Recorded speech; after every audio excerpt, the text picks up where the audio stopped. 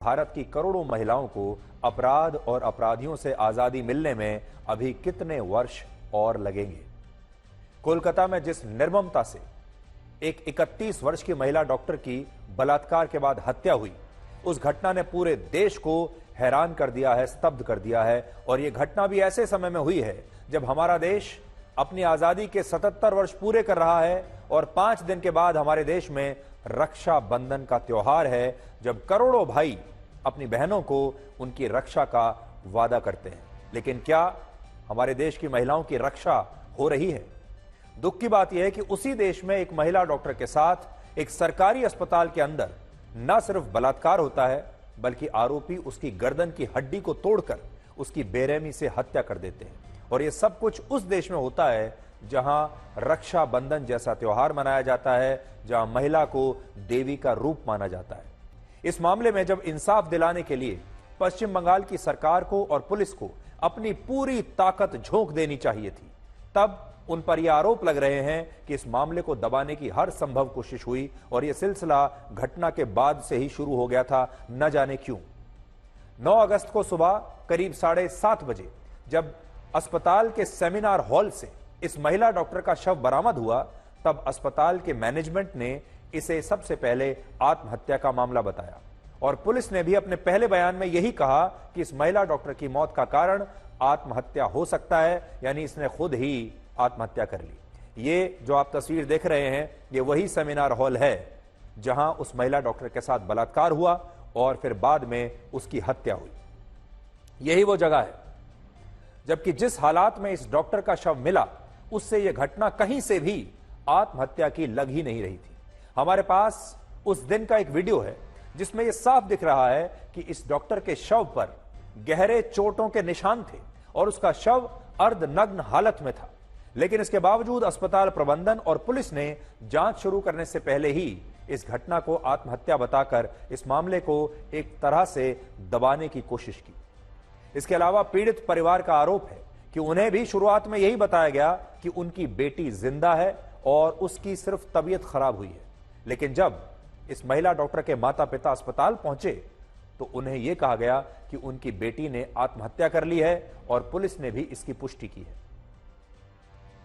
इस महिला डॉक्टर के माता पिता का यह आरोप है कि अस्पताल का मैनेजमेंट और पुलिस ने इस मामले की जांच को जानबूझकर प्रभावित किया और लगभग 3 घंटे तक उन्हें अपनी बेटी का शव देखने तक नहीं दिया।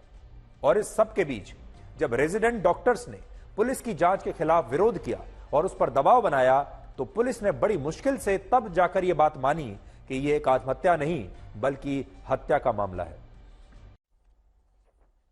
अब सोचिए, जितनी मेहनत इस पूरे मामले को दबाने में हुई, अगर उतनी ही मेहनत इस मामले में इंसाफ दिलाने के लिए हो गई होती, तो अब तक सारे आरोपी सलाखों के पीछे होते और पूरे देश को सच अब तक पता चल गया होता। यहां एक और सवाल इस मेडिकल कॉलेज के पूर्व प्रिंसिपल डॉक्टर संदीप घोष को लेकर भी उठ रहा है, जिनसे पुलिस ने पूछताछ करने में न सिर्फ बहुत देर की, बल्कि ऐसा लगता है कि उन्हें शुरुआत से ही बचाने की कोशिश हो रही थी। और यह बात कलकत्ता हाईकोर्ट ने भी कही है। अब सुनिए हाईकोर्ट ने क्या कहा।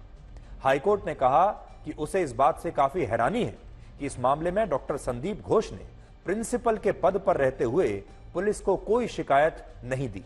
क्यों नहीं दी? और जब उन्हें यह पता था कि उनकी एक छात्रा का शव अस्पताल के ही सेमिनार हॉल में अर्धनग्न हालत में मिला है, तो उन्होंने इसे आत्महत्या का मामला बताकर इस केस को रफा दफा करने की कोशिश क्यों की? आज इस मेडिकल कॉलेज के प्रिंसिपल से यह सवाल जरूर पूछा जाना चाहिए। और सोचिए, अगर यह सवाल हमारे दिमाग में आ सकता है, हाई कोर्ट के जज के दिमाग में आ सकता है, तो क्या यह सवाल पुलिस के दिमाग में नहीं आना चाहिए था? जो इन्वेस्टिगेट कर रहे हैं उनके दिमाग में नहीं आना चाहिए था? वहां जो सरकार है उसके दिमाग में यह सवाल नहीं आना चाहिए था? असल में यह भी आरोप है कि इस घटना को सबसे पहले आत्महत्या का नाम इस मेडिकल कॉलेज के प्रिंसिपल डॉक्टर संदीप घोष ने दिया। ये उनके दिमाग की उपज थी कि इसे आत्महत्या बता दिया जाए। इसके बाद जब पुलिस ने यह कहा कि यह मामला हत्या और रेप का है और उसने आरोपी को भी गिरफ्तार कर लिया, तो संदीप घोष ने यह बयान दिया कि यह महिला डॉक्टर रात को अस्पताल में अकेले क्यों घूम रही थी और इसी के कारण उसके साथ यह बलात्कार हुआ और यह हत्या हुई। सोचिए, कॉलेज का प्रिंसिपल कहता है कि इस महिला डॉक्टर को रात में अकेले अस्पताल में नहीं घूमना चाहिए था। इस बयान पर जब विवाद हुआ तो 12 अगस्त को डॉक्टर संदीप घोष ने अपने प्रिंसिपल के पद से इस्तीफा दे दिया और नियमों के तहत इसके बाद पुलिस को इस प्रिंसिपल से पूछताछ जरूर करनी चाहिए थी। लेकिन ना तो पुलिस ने ऐसा किया और ना ही पश्चिम बंगाल की ममता बनर्जी की सरकार ने इस पर जोर दिया।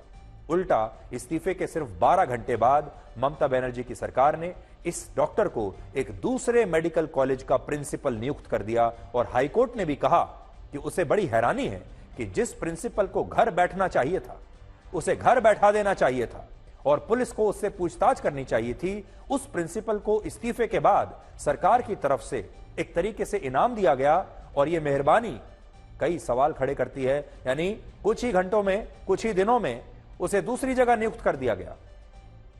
यहां दो बातें नोट करने वाली हैं। पहली बात यह कि पुलिस का कहना है उसे सीसीटीवी फुटेज में सिर्फ संजय रॉय ही एक ऐसा व्यक्ति मिला जो रेप और हत्या के इस मामले में शामिल हो सकता था। लेकिन डॉक्टरों का आरोप है कि जब चेस्ट मेडिसिन डिपार्टमेंट की बिल्डिंग में एक ही सीसीटीवी कैमरा ऑपरेशनल है और सेमिनार हॉल के आसपास कोई सीसीटीवी कैमरा है ही नहीं, तो फिर पुलिस ने सीसीटीवी फुटेज के आधार पर यह केस कैसे सॉल्व करने का दावा किया है।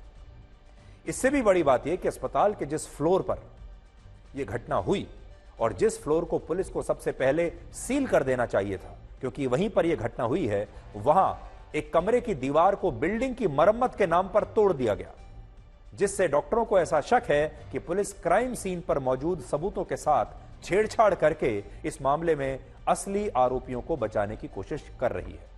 हालांकि पुलिस ने और अस्पताल के मैनेजमेंट ने आरोपों से इनकार किया है और कहा है कि वहां एक टॉयलेट का निर्माण किया जा रहा है जो बहुत पहले से ही प्रस्तावित था। बहुत सारे छात्रों का कहना था कि यहां पर टॉयलेट होना चाहिए और अब उस टॉयलेट का निर्माण हो रहा है।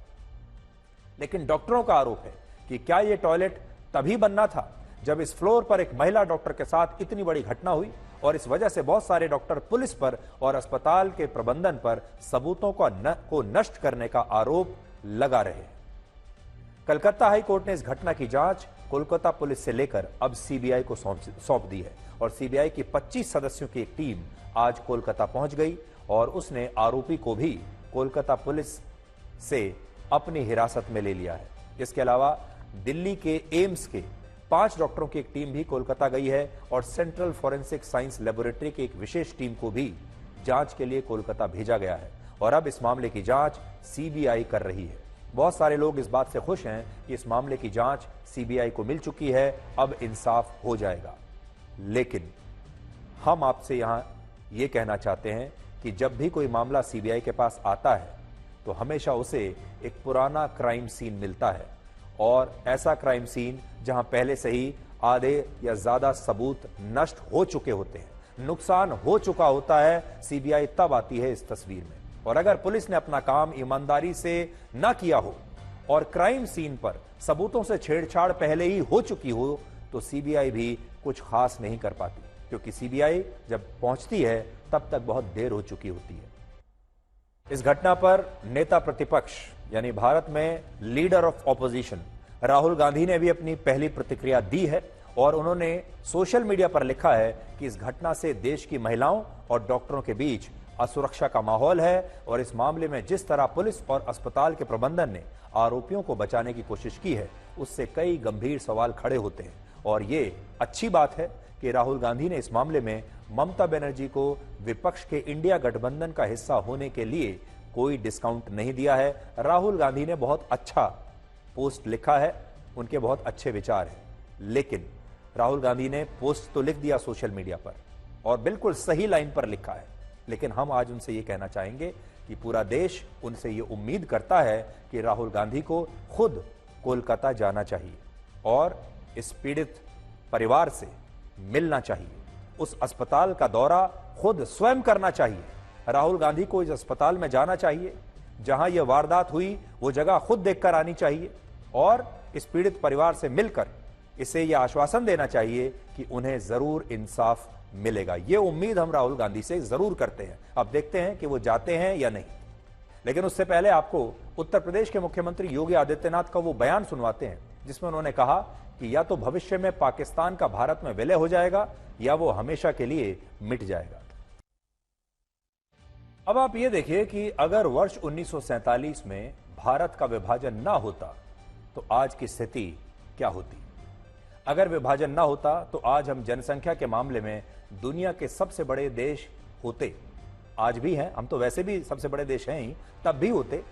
और ऐसा देश हमारा होता जिसकी कुल आबादी होती आज 186 करोड़, जिनमें 145 करोड़ अकेले भारत के होते, 24 करोड़ पाकिस्तान के और 17 करोड़ लोग बांग्लादेश के। और दुनिया के हर 100 लोगों में से 23 लोग भारत के होते। हर 100 में से 23 लोग भारत के। अगर विभाजन ना होता तो मुस्लिम आबादी के लिहाज से भारत दुनिया का सबसे बड़ा मुसलमानों का देश होता। इस समय भारत में मुसलमानों की आबादी लगभग 21 करोड़ है। पाकिस्तान में 21 करोड़ 23 लाख है, यानी हमारे देश में और पाकिस्तान में मुसलमानों की आबादी बराबर है। हमारे देश में भी उतने ही मुसलमान रहते हैं जितने पाकिस्तान में। और बांग्लादेश में 15 करोड़ मुसलमान रहते हैं और यह आंकड़ा हो जाता है लगभग 57 करोड़। यानी पूरी दुनिया में भारत सबसे बड़ा मुस्लिम देश होता। मुसलमानों की आबादी के हिसाब से दुनिया में सबसे ज्यादा मुसलमान यहां होते। सोचिए, पूरी दुनिया में 190 करोड़ मुसलमान रहते हैं और अगर भारत का विभाजन ना होता तो इनमें से 57 करोड़ मुसलमान सिर्फ भारत में होते। और इससे भारत में मुसलमानों को लेकर जो राजनीति होती है वो भी एक अलग स्तर तक पहुंच जाती। सोचिए, आज अगर हमारे देश में 57 करोड़ मुसलमान होते तो हमारी राजनीति भी एक अलग रूप आज ले चुकी होती। इसके अलावा अगर बंटवारा ना होता तो भारत और पाकिस्तान के बीच 1947, 1965, 1971 और 1999 का कारगिल युद्ध ना होता। अगर विभाजन ना होता तो जम्मू कश्मीर को लेकर कोई विवाद ना होता। और अगर जम्मू कश्मीर को लेकर विवाद ना होता तो एलओसी ना होती। एलओसी ना होती तो कश्मीर में शायद आतंकवाद भी ना होता। और इस आतंकवाद की वजह से कश्मीरी पंडितों को 1990 के दशक में शायद विस्थापित भी ना होना पड़ता। इसके अलावा अगर बंटवारा ना होता तो अविभाजित भारत की अर्थव्यवस्था अमेरिका और चीन के बाद दुनिया की तीसरी सबसे बड़ी अर्थव्यवस्था हो चुकी होती।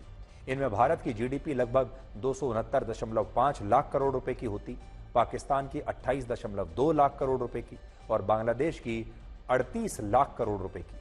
और इस तरह अविभाजित भारत की कुल जीडीपी 336 लाख करोड़ रुपए की होती। इस विभाजन ने भारत के संसाधनों को बांट दिया था, लेकिन अगर ऐसा ना होता तो भारत संसाधनों के मामले में काफी समृद्ध होता। जैसे बलूचिस्तान में सोने और तांबे के जो भंडार हैं वो भारत के होते। बांग्लादेश में कपड़ों का जो उद्योग है वो भारत का होता। पूरी दुनिया की सबसे बड़ी टेक्सटाइल इंडस्ट्री हमारे देश में ही होती। इसके अलावा विभाजन न होने पर भारत को सिंध और बलूचिस्तान के रास्ते एक शानदार ट्रेड रूट मिलता और पाकिस्तान के जिन बंदरगाहों पर आज चीन का प्रभाव है वो भारत के पास होते, जिनमें ग्वादर पोर्ट और कराची पोर्ट अहम है। अगर भारत का विभाजन ना होता तो भारत के पास दुनिया की सबसे बड़ी सेना होती, जिसमें 22,73,000 सैनिक होते और हमारे पास चीन से भी आज बड़ी सेना होती अगर हम भारत, पाकिस्तान, बांग्लादेश की सेना को मिला लेते। सबसे बड़ी बात, अगर 77 साल पहले विभाजन ना होता तो शायद आजादी के बाद भारत में जिस तरह पहले प्रधानमंत्री पंडित जवाहरलाल नेहरू, फिर उनकी बेटी इंदिरा गांधी, फिर उनके बेटे राजीव गांधी देश के प्रधानमंत्री बने, तब शायद ऐसा ना हो पाता, क्योंकि बंटवारे के समय मोहम्मद अली जिन्ना की पार्टी मुस्लिम लीग काफी मजबूत थी और जिन्ना मुस्लिम आबादी के बीच काफी लोकप्रिय थे। इसलिए आप कह सकते हैं कि अगर भारत का बंटवारा ना होता तो प्रधानमंत्री पद के लिए जवाहरलाल नेहरू के सामने मोहम्मद अली जिन्ना एक बहुत बड़ी चुनौती होते और आजादी के बाद भारत में जो नेता प्रधानमंत्री बने वो सूची वैसी ना होती जैसी आज है।